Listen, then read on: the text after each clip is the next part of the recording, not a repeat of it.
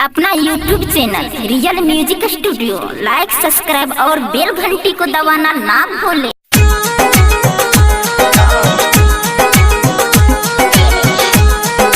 देवघर जल चढ़ाएंगे, डीजे साबिर देवघर जल चढ़ाएंगे, पहला कांवर उठाएंगे, देवघर जल चढ़ाएंगे।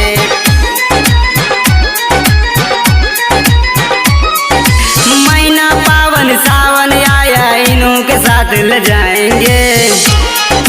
ठीक है, महीना पावन सावन आया, इन्हों के साथ ले जाएंगे। सुल्तानगंज से आएंगे, देवघर जल चढ़ाएंगे। ठीक है, पहला कांवर उठाएंगे, देवघर जल चढ़ाएंगे। ठीक है, बाजार से भी नाम दे, चुनरी भी नाम दे। ठीक है, बाजार से भी नाम दे, चुनरी भी नाम दे, हरा हरा चूरी मई हरा बेस नाम दे। ठीक है, थालियों भी नाम दे, हम ही अटा शान दे, हाथ जर जाई इनका ठेकुआ भी छान दे। ठीक है, नया नया शादी किए हैं, इनको न ढेर घुमाएंगे। ठीक है, नया नया शादी किए हैं, इनको न ढेर घुमाएंगे।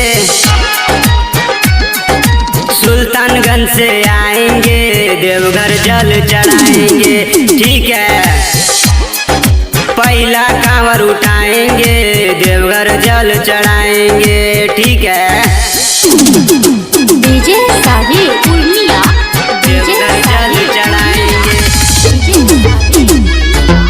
पहला कांवर उठाएंगे, देवघर जल चढ़ाएंगे। फल गिन गिन ले कांवर रंगीन ले। ठीक है, फल गिन गिन ले कांवर रंगीन ले, बरसात खातिर इनका बरसातियों भी कीन दे। ठीक है, सब कुछ लिख ले, मांगना में भीख दे, हम बेगरुआ न पहने आई, मौसा से सीख ले। ठीक है, 12 बाजारी के गेरुआ साड़ी इनको हम पहनाएंगे। ठीक है, 12 बाजारी के गेरुआ साड़ी इनको हम पहनाएंगे। सुल्तानगंज से आएंगे, सिंहेश्वर जल चढ़ाएंगे। ठीक है, सुल्तानगंज से आएंगे, सिंहेश्वर जल चढ़ाएंगे।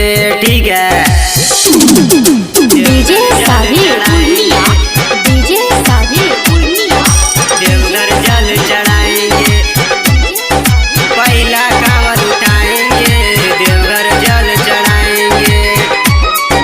पूजब सर झुकाई के अपना गौरी माई के। ठीक है, पूजब सर झुकाई के अपना गौरी माई के, जिंदगी सवार गईल ऐसन मेहर माई के। ठीक है, नरेश होशियार बारे, 12 जानकार बारे, आशीष संगे चंदन संगे ले ले परिवार बारे। ठीक है, प्यारे लाल मुकेश आशीष से हम जल ढरवाएंगे।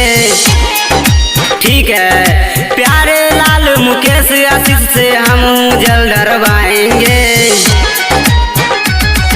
सुल्तानगंज से आएंगे, देवघर जल चढ़ाएंगे। ठीक है, लफड़ा हुआ तो झुक जाएंगे, पूरा बम को हम समझाएंगे। ठीक है, लेकिन जल तो देवघर में ही चढ़ाएंगे। ठीक है।